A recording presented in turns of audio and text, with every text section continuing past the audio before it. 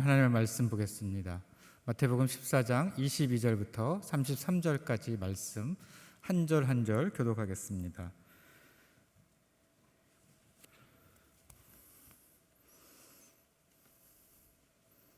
마태복음 14장 22절부터 33절까지 말씀입니다. 예수께서 즉시 제자들을 재촉하사 자기가 무리를 보내는 동안에 배를 타고 앞서 건너편으로 가게 하시고 무리를 보내신 후에 기도하러 따라 배가 이미 육지에서 술이나 떠나서 바람이 거스림으로 물결로 말미암아 고난을 당하더라. 사경에 예수께서 바다 위로 걸어서 제자들에게 오시니 제자들이 그가 바다 위로 걸어오심을 보고 놀라 유령이라 하며 무서워하여 소리 지르거늘 예수께서 베드로가 대답하여 이르되 주여 만일 주님이시여거든 나를 명하사 무리로 오라 하소서 하니 오라 하시니 베드로가 배에서 내려 무리를 걸어서 예수께서 가다 바람을 보고 무서워 빠져가는지라 소리질러 이르되 주여 나를 구원하소서 하니 예수께서 즉시 손을 내밀어 그를 붙잡으시고 믿음이 작은 자여 실만시나 하시고 배 함께 오름에 바람이 그치는지라 배에 있는 사람들이 예수께 절하며 이르되 진실로 하나님의 아들이로소이다 하더라. 아멘. 오늘 본문은 세 가지의 그 에피소드가 비빔밥처럼 점심 식사하셨죠? 비빔밥처럼 이렇게 비벼져 있습니다. 첫 번째는 뭐냐면 예수님께서 오병이어의 기적을 일으키시고 갑작스럽게 제자들을 갈릴리 저편으로 보내셨습니다. 이게 첫 번째 장면이고요. 두 번째 장면은 이제 그 제자들이 힘든 것을 보시고 예수님이 그 갈릴리 바닷가로 오시는, 그래서 제자들이 보고 유령이다라고 말하는 두 번째 장면이 있고요. 세 번째는 뭐냐면 그렇게 예수님이 지나가시는 걸 보고 베드로가 배에서 내려서 예수님을 따라가다가 물에 빠져서 허우적거리는 그런 장면이, 세 가지 장면이 이렇게 나옵니다. 말씀을 읽으면서 갖게 되는 그 말씀에 대한 정서가 있습니다. 무드라고 얘기하는 그 정서는 뭐냐면 그것은 모호함과 두려움의 긴장 관계에 있습니다. 모호함, 애매모호한 죄송합니다. 여러분 주무시는 분들이 계실 것 같아서 모호함과 두려움입니다. 모호함이라는 건 이런 거죠. 제자들도 왜 예수님이 이렇게 가라고 하시면서 예수님이 왜 쫓아오셨지? 이런 모호함이 있죠. 그 다음에 갑자기 놀라게 되고요. 그리고 베드로에게 오라고 그러셨으면 끝까지 책임져야 되지 않습니까? 근데 오라고 그러면서 예수님이 빠뜨린 건 아니지만 예수님 때문에 빠졌잖아요. 예. 이런 모호함이 있어요. 그러면서 그 모호함 뒤에 숨겨져 있는 또 두려움이 있죠. 그죠?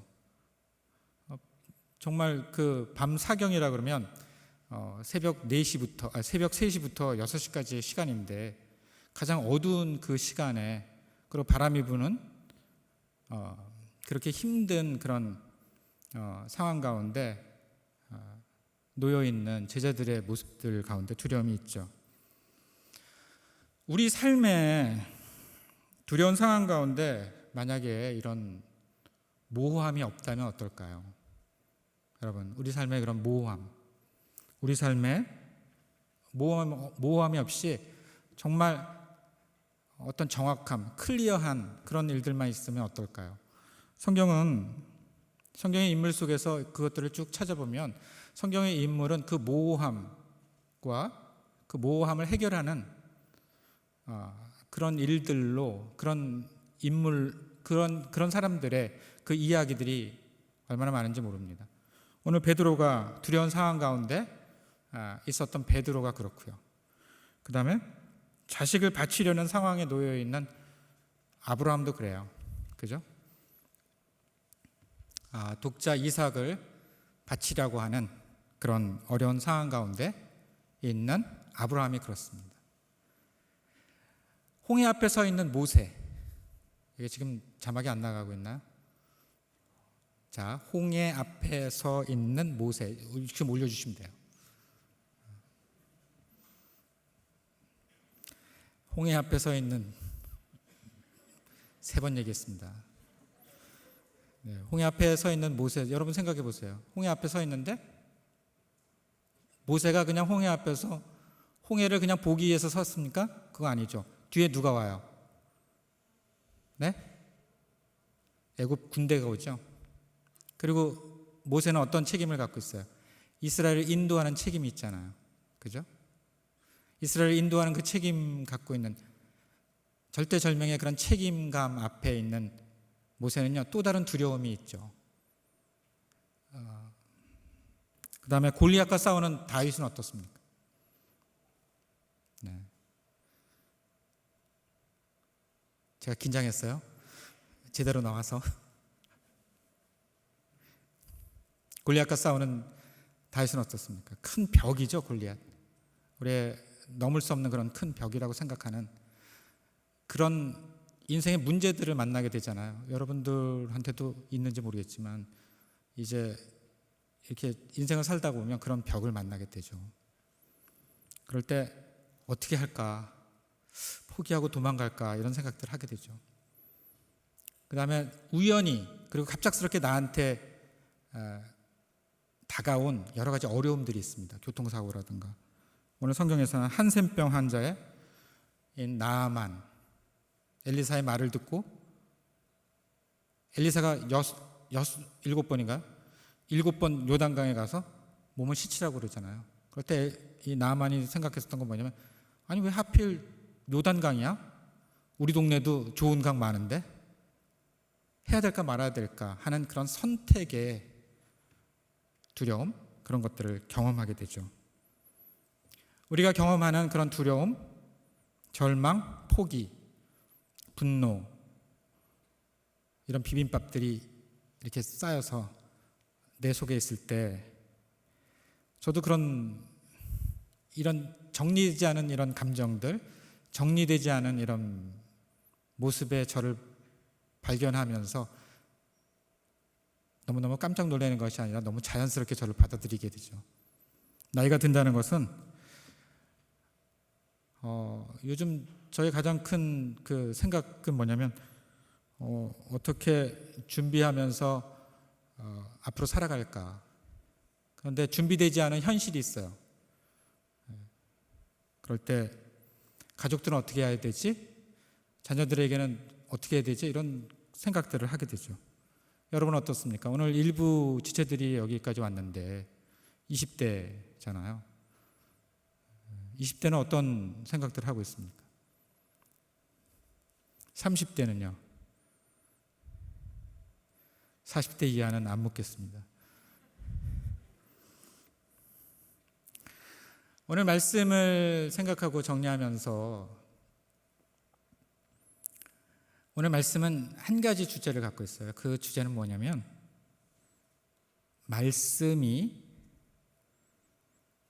말씀을 통해서 상황인 내가 마음대로 움직이지 못하게 해주십시오라는 메시지예요. 말씀으로, 믿음으로 두려움의 상황을 이기게 나가게 해주세요. 이게 오늘 메시지입니다. 이 메시지 다 듣고 가시는 건 아니죠? 지금? 그래서 제가 5가지를 좀 정리해 봤어요. 발걸음을 내딛는 과정을 통해서 배우게 되는 것은 무엇일까? 발걸음을 내딛는 과정을 통해서 배우는 것. 첫 번째가 뭐냐면요, 절박한 문제가 있을 때 예수님에게 나아가게 된다는 것입니다. 그러니까 절박한 문제를 우리가 있을 때 예수님에게 나아가게 되잖아요. 그런데 예수님에게 나아가는 내가 있는 것뿐만이 아니라 그 절박한 상황 가운데서 예수님이 찾아가시는, 예수님이 오시는 그런 경험을 참 많이 하게 됩니다. 여러분이 절박한 상황에서 여러분이 예수님을 찾는 것뿐만이 아니라 예수님이 찾아오시는 그런 것을 경험할 때가 많습니다. 오늘 본문에도 마찬가지예요. 마태복음 14장 24절부터 25절까지 우리 한 목소리 한번 읽어볼까요? 시작. 배가 이미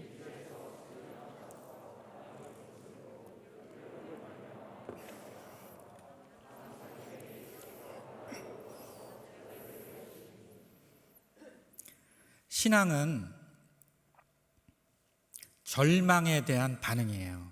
절망.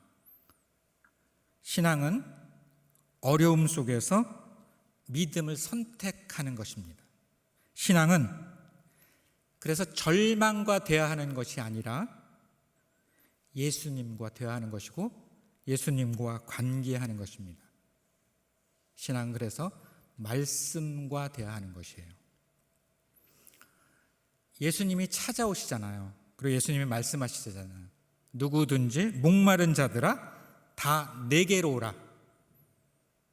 그랬을 때 예수님께서 목마른 사마리아 여인에게 찾아가시잖아요.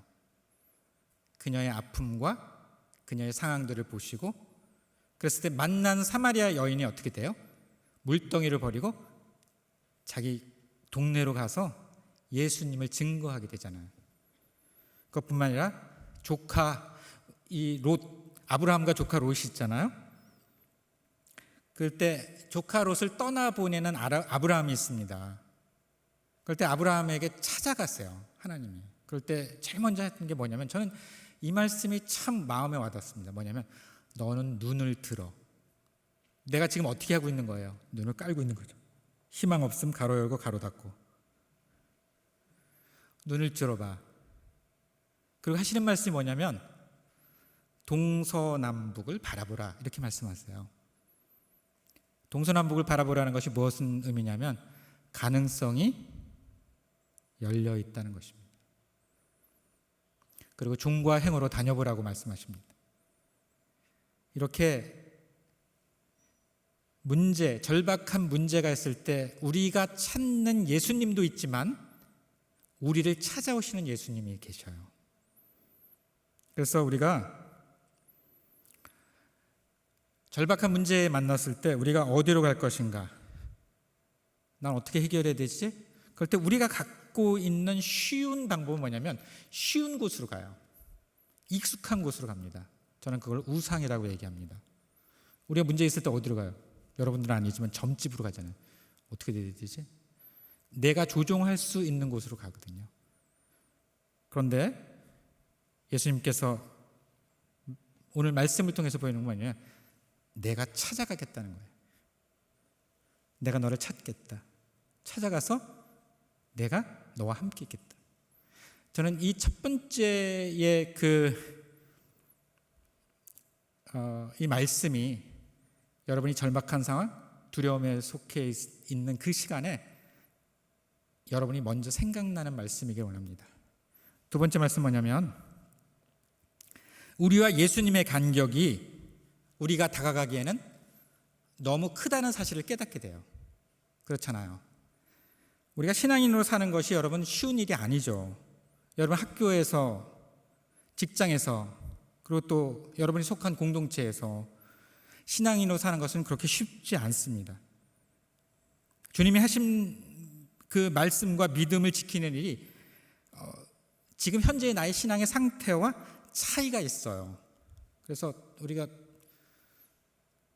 교회 가는데 담배 한 대만 줘. 그 담배 피고 그 각을 하는 거 있어? 이렇게 하고 오잖아요.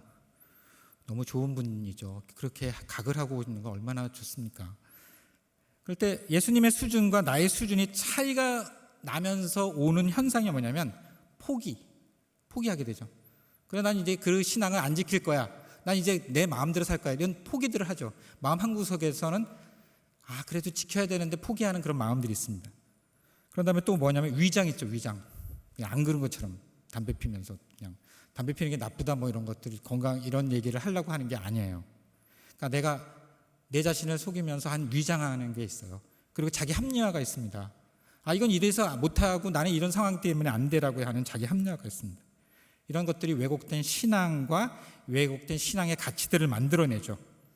왜냐하면 주님이 원하시는 일은 너무 높고 나의 수준은 너무 낮기 때문에. 그러면서 가끔 우리가 그 10년에 한 번씩 시험에 들면서 내가 좌절하고 넘어지는 그런 시간들을 갖게 되죠.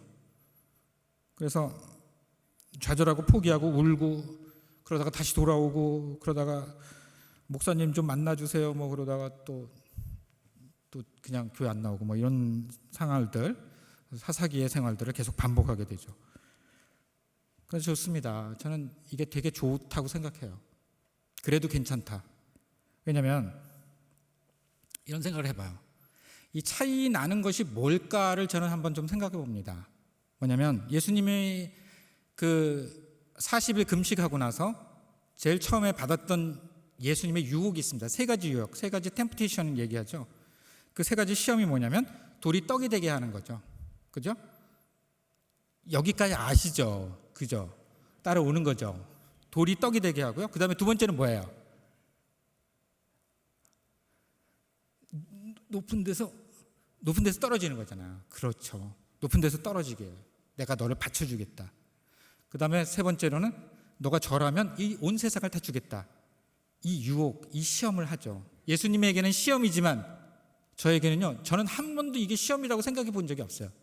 왜냐하면 저는 이걸 할 수 없다라는 것을 이미 오래전에 그리고 앞으로도 영원히 저는 이런 유혹은 갖지 않습니다. 그럴 때 생각나는 게 뭐냐면 내가 갖고 있는 혹시 내가 왜 이런 유혹에 유혹되지 않죠? 내가 할 수 없다는 것을 이미 알기 때문에. 그런데 내가 갖고 있는 아픔은요, 내가 갖고 있는 두려움은요, 내가 갖고 있는 인격적인 그런 어떤 아픔들, 인격적인 불완전함, 이런 것들은 뭔가 하려고 하는데 안 되는 것들은요, 그거하고 좀 비교되지 않습니까? 뭐냐면 우리 안에 어떤 아픔과 두려움이 있다면 그건 극복할 수 있는 일이라는 생각이 들어요. 왜냐하면 극복할 수 없는, 할 수 없는 일에 우리는 생각조차도 안 하거든요. 그래서 그런 마음을 갖는다는 것은 우리 안에 누가 또는 어떤 상황으로 하나님이 나에게 주셨던 그런 어떤 마음일 수 있어요. 저는 그래서 우리가 갖고 있는 그런 두려움, 우리의 불안전함, 그런 차이들에 하나님이 사용하시는 그 방법이 있지 않을까라는 기대감을 가져요. 그래서 두 번째는 뭐냐면 차이가 있지만 하나님께서 그 차이를 사용하신다는 거예요. 여기서 아멘 한번 해야 되는 거 아니에요? 다시 한번 할게요. 아멘 할 수 있는 기회를 드릴게요. 차이가 있지만 하나님께서 그 차이를 사용하시는 기회를 주십니다. 아멘. 감사합니다. 뒷부분. 세 번째는 뭐냐면 두려움 가운데 발걸음을 내딛는 거예요. 두렵지만 발걸음을 내딛어야 됩니다. 마태복음 14장 26절부터 27절까지 말씀 한번 볼까요? 다 같이 한번 읽어보겠습니다. 시작.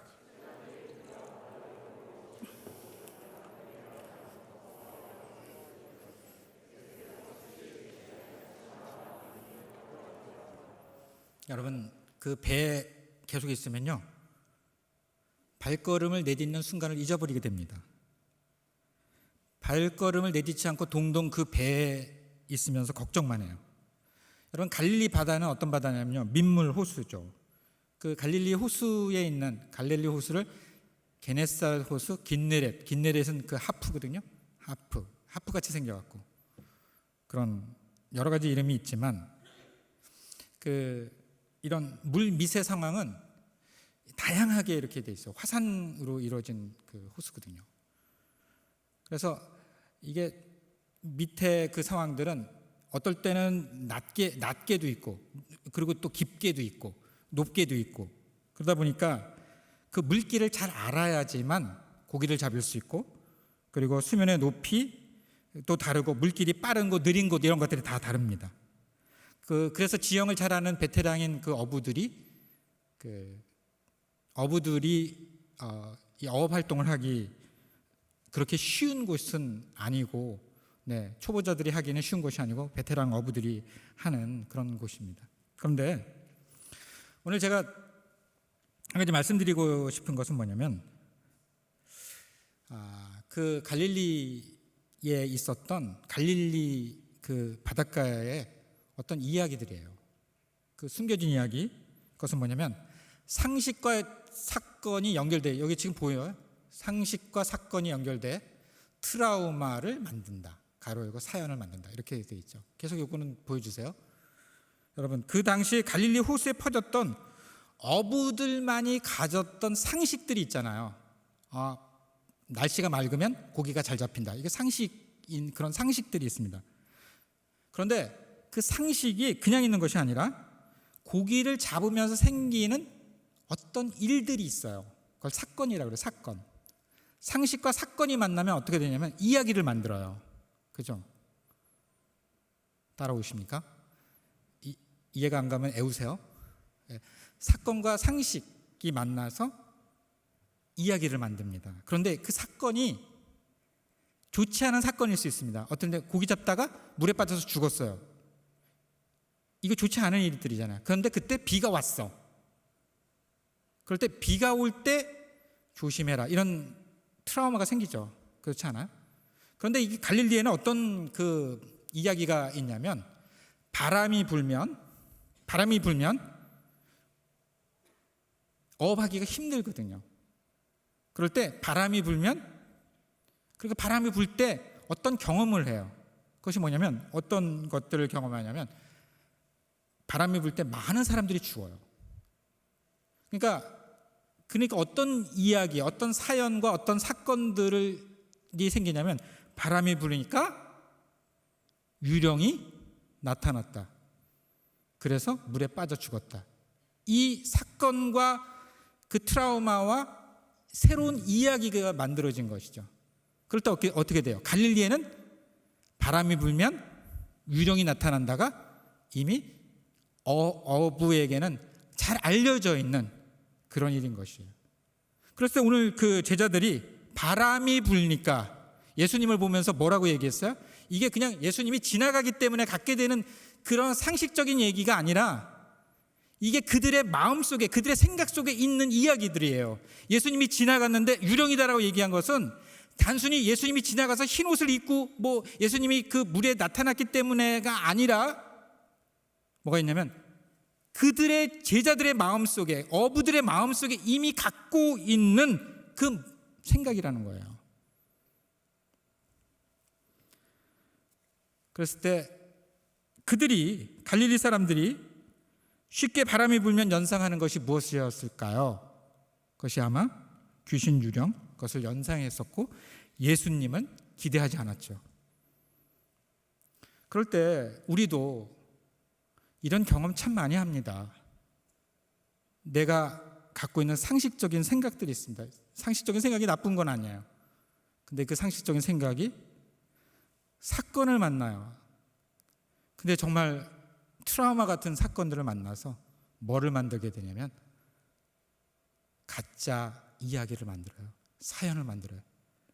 그래서 내가 지질이 복 없는 년, 죄송합니다. 놈도 있습니다. 그렇게 되는 거죠. 그랬을 때 우리를 움직이게 하는 것이 무엇일까요? 저는 저를 움직이게 했었던 것들이 참 많습니다. 그 중에 하나가 가족이에요. 가족의 기대.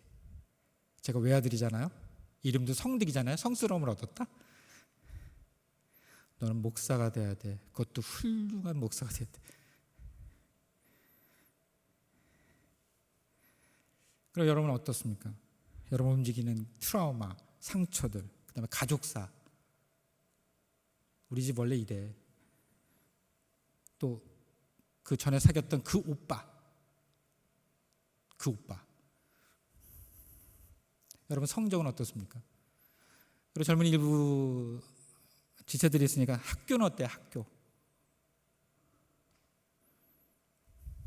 여러분의 부모님은 어떻습니까? 우리도 모르게 갖고 있는 그런 마음들이 있어요. 젊음의 시간, 여러분이 그렇게 여러분 나름대로 긴 시간을 살아왔다고 얘기하지만 젊음은 어떤 시간이냐면 그런 하찮은 트라우마를 뛰어넘는 시간과 열정의 때가 젊음이에요. 너무 좋은 말을 해서 다시 한번. 젊음은 트라우마를 뛰어넘는 시간과 열정의 때. 젊음은 발을 내딛는 용기의 시간. 그래서 상처와 트라우마가 사연이 스토리를 만드는 시간이에요. 그래서 여러분에게, 그래도 나이 많은 제가 여러분에게 제 경험을 통해서 말씀드리고 싶은 건 뭐냐면, 여러분의 무수한 사연과 트라우마에서 나오십시오 라는 권면이에요. 나올 수 있습니다. 굉장히 힘들지만 나올 수 있습니다. 그래서 세 번째로 여러분이 그건 뭐냐면, 두려움 가운데 발걸음을 내딛는 연습을 하는 거예요. 동굴 속에 더 이상 있을 수 없습니다. 네 번째로, 안전한 배를 포기한다. 쉬운 일은 아니죠. 안전한 배. 여기서 마태복음 14장 29절 말씀 한번 같이 읽겠습니다. 마태복음 19장 24절 마태복음 19장 24절 제가 읽겠습니다. 오라 하시니 베드로가 배에서 내려 물 위로 걸어서 예수께로 가되. 안전한 배에서 베드로가 내려서 예수님께 가는 거죠. 여러분, 안전한 곳이 어딘가요? 안전한 배는 무엇을 의미하는 거죠? 안전한 배라는 것은 이런 것 같아요. 내 삶을 지탱하는 근원. 이를테면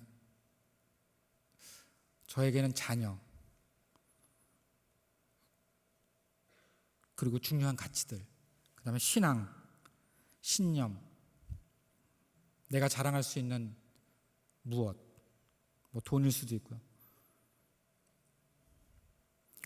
안전한 배를 생각하면서 오늘 우리에게 안전한 곳이란 어딘가를 생각하게 되더라고요. 여러분, 교회는 안전합니까? 가정, 학교, 직장, 나라. 제가 중고등학교 다닐 때나 그럴 때 모든 전자제품은 다 좋은 건 다 일본 거였어요. 파나소닉, 아이오와 그 카세트 테이프가 있는데 오토 리버스라고 계속 돌아가는 그 카세트 테이프 넣으면서 이렇게 그 라붐의 그 누구죠? 그거 하면서 막 이렇게 듣고. 근데 요즘 일본 기업하고 한국 기업이 되게 많이 비교되고 있잖아요. 특히 반도체 분야에서 1, 2, 3위가 삼성, 그다음에 인텔, 그다음에 TSMC라고 대만 그룹이에요. 일본 찾아볼 수가 없습니다. 왜 이런 현상이 나타나면 안전한 배에 너무 일본이 오래 있었어요. 그런데 우리는 잃을 게 없었잖아요. 삼성 그때 일본 제품들 카피하기 바쁠 때 안전한 곳에 있지 않았어요. 그러니까 무엇인가를 할 수 있는 그 역동성이 그 속에 있었던 거죠. 여러분, 우크라이나 사태로 유럽이 군사적으로 무장하고 있는 상황 속에 이제 나라들이 변하고 있습니다. 배는 안전하다고 생각했습니다. 근데 배도 안전하지 않습니다. 밤새 노를 저어서 건너가야 했고, 그래서 제자들이 나중에 알게 되죠. 배가 안전한 것이 아니라 예수님이 계신 곳이 안전하구나. 여러분, 예수님이 안 계신 배는 안전한가요? 그럴 때 저는 가끔 이런 생각들 합니다. 우리 신앙인들이 뭘 갖고 있냐면 자꾸 움켜쥐고 쥐고 이렇게 하고, 그 다음에 축복은 또 받아야 되잖아요. 하나님 조금만 더 주세요. 손 좀 펴봐. 아니, 그냥 그대로 주세요. 그러면 여기 뭘 주겠어요? 저는 징검다리를 건너는 그것들을 가끔 이제 생각하죠. 징검다리. 왜 징검다리인지 모르겠어요. 징검돌이죠. 그러니까 징검다리를 이렇게 건너면 이렇게 돌이 이렇게 있잖아요. 그러면 징검다리를 건널 때 참 은혜스러워요. 한 발을, 두 발을 다 돌에 이렇게 스톤에 그냥 이렇게 놓으면 앞으로 갈 수가 없잖아요. 앞으로 가려면 어떻게 해야 돼요? 한 발을 돌에 디디고 다른 한 발을 허공에서 0.32초 지난 다음에 다른 돌에 이렇게 딱 놓을 때까지 요 기간에 그 움직임이 있어야 되거든요. 근데 저는 요 기간을 뭐라고 얘기하냐면 믿음이라고 얘기합니다. 믿음이 필요해요. 여러분, 믿음으로 나아가지 않는 모든 일은 안전한 배에 머무는 일이에요. 안전한 배에 너무 오래 있으면 어떻게 되는지 아세요? 삶의 의미가 없어져요. 그 다음에 살아있는 역동성이 없어지면서 우리 요즘 말로 노잼, 재미가 없잖아요. 여러분, 나 요즘 너무 재미없어. 그런 거 뭐냐면 바로 여기에 너무 이 안일함에 너무 오래 노출되어 있었기 때문이에요. 뭔가 새로운 시도들을 안 하죠. 안 해도 되잖아요, 이제. 그랬을 때 안전한 배를 포기하는 거예요. 네 번째는. 다섯 번째는 뭐냐면 예수님의 도움을 구하는 거예요. 예수님의 도움을 구하는 거예요. 마태복음 14장 30절부터 31절. 제가 읽겠습니다. 바람을 보고 무서워 빠져가는지라 소리질러 이르되 주여 나를 구원하소서 하니 예수께서 즉시 손을 내밀어 그를 붙잡으시며 이르시되 믿음이 작은 자여 왜 의심하였느냐 하시고.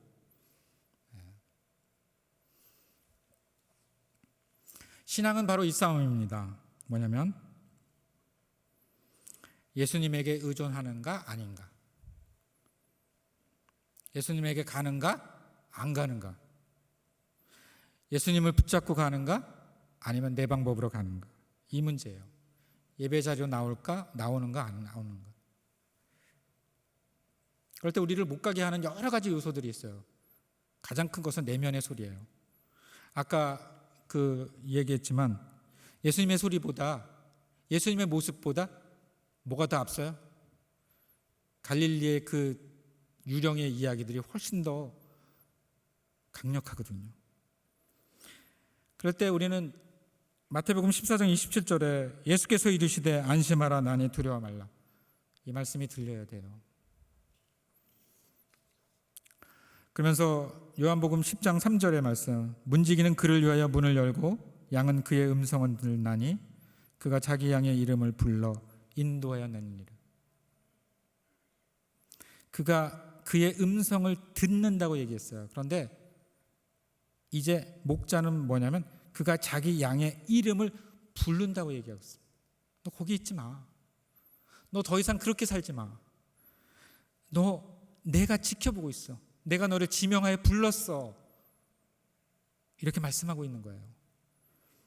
계시록 3장 20절에 볼지어다 내가 문 밖에 서서 두드리노니 누구든지 내 음성을 듣고 문을 열면 내가 그에게로 들어가 그와 더불어 먹고 그는 나와 더불어 먹으리라. 뭐냐면 문 밖에 서서 뭐 하고 있어요? 두드린다. 기다린다는 거예요. 근데 우리는 이 예수님을 정말 못 기다려요. 예수님이 똑똑똑 노크하고 있는데 우린 문을 안 엽니다. 시편 16편 8절, 내가 여호와를 항상 내 앞에 모시며 그가 나의 오른쪽에 계심으로 내가 흔들리지 아니하리로다. 다윗의 시편이에요. 여호와를 내 앞에 모신다는 게 뭐예요? 영어 표현에 I have set the Lord in front of me. I have set the Lord 하는 거예요. set the Lord는 뭐예요? set the 알람 세팅하는 것처럼 세팅해 놓는 거예요. 내 삶의 세팅을 그렇게 하는 거예요. 내 삶의 기준을 그렇게 갖는 거예요. 내 삶의 예배를 그렇게 하는 거예요. 내 삶의 말씀을 그렇게 갖는 거예요. 그럴 때 그 나의 앞에 누가 놓여 있는가? 내 앞에 돈이 있으면 돈이 나를 움직이게 해요. He is at my right hand. 내 오른쪽에 있으므로 I will not be shaken. 내가 흔들리지 않았다고 얘기했거든요. 내 앞에 누구를 모시느냐에 따라서 그것이 나에게 힘이 되는 거예요. 그가 오른쪽에 있다는 것은 나의 힘인 거죠. 그래서 그것이 있을 때만 내가 안전한 거예요. 돈이 앞에 있으면 돈이 나의 옆에 있어서 내 친구고 내가 돈이 많이 했을 때 내가 안전한 거예요. 자녀가 내 옆에 있어서 그 자녀가 뭐 좋은 직장, 좋은 결혼 이런 것들을 했을 때에만 그것이 안정되는 거예요. 근데 성경은 뭐라고 얘기하냐면 다윗은 뭐라고 고백하냐면 여호와를 내 앞에 모시며 그가 내 우편에 계심으로 내가 요동치 않았다고 얘기하고 있습니다. 우리 삶의 가장 기준이 무엇이었냐? 무엇으로 우리 삶의 앞을 두어야 되는가? 이 싸움을 우리가 계속 싸워야 되는 거예요. 설교를 마치면서 우리가 안전한가? 여러분 안전하십니까? 안전한 곳이 어디인가? 두려움, 이 트라우마 같은 이 사연이 있는 나의 모습, 믿음, 말씀을 선택하는 것이 너무나 어려운 걸 제가 너무나 잘 알아요. 그런데 예배 이 시간에 여러분 하나님 앞에 그런 결단이 있었으면 좋겠습니다. 우리 모두가 현재를 살고 있어요. 그러나 두려운 미래가 우리를 기다리고 있죠. 그럴 때 다른 어떤 것으로 우리를 무장시키는 것이 아니라 믿음을 붙잡는 용기, 예수에 대한 방향성, 예수에게 I have set the law, 공동체성의 회복. 여러분 혼자 여러분 신앙생활 하기 너무 힘듭니다. 공동체가 무너지면 여러분 신앙이 많은 부분에서 무너지는 것들 참 많이 봐요. 그럴 때 여러분 믿음이 무너진 그곳에 삶의 자리에 다시 주님과 동행하기를 기도했으면 좋겠어요. 그럴 때 베드로 두려운 상황들 가운데 예수님이 찾아가시잖아요. 그죠? 그리고 아브라함의 자식을 바치라고 하는 그 자리에 하나님이 준비한 여호와 이레의 양이 있잖아요. 어린 양. 그러면서 그 아이에게 손을 대지 말라. 그에게 아무 일도 하지 말라. 하나님이 준비하신 여호와 이레가 있잖아요. 홍해 앞에 서 있는 모세에게 지팡이를 들고 손을 바다 위로 내밀어 그것을 갈라지게 하라. 하나님 말씀이 있잖아요. 이것이 회복되기를 원합니다. 골리앗과 싸우기를 결정한 다윗 안에 너는 칼과 창으로 나오지만 나는 만군의 여호와의 이름으로 나가노라 하는 말씀의 위력이 있어야죠. 우리 젊은이들에게 바라는 메시지가 있어요.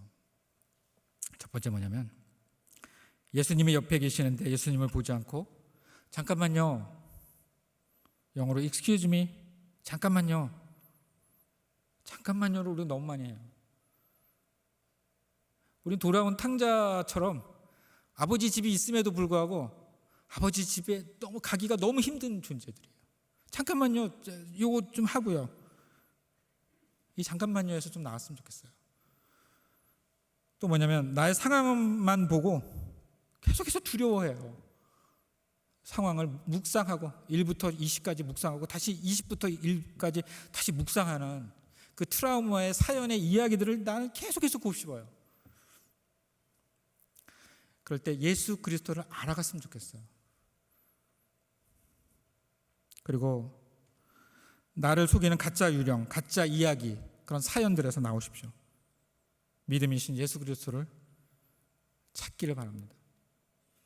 그리고 여러분이 안전하다고 생각하는 그 배에서 그런 나의 안일함과 편안함과 상황에서 새로운 시도와 도전이 이 젊음의 때에 여러분들 속에 있었으면 좋겠습니다.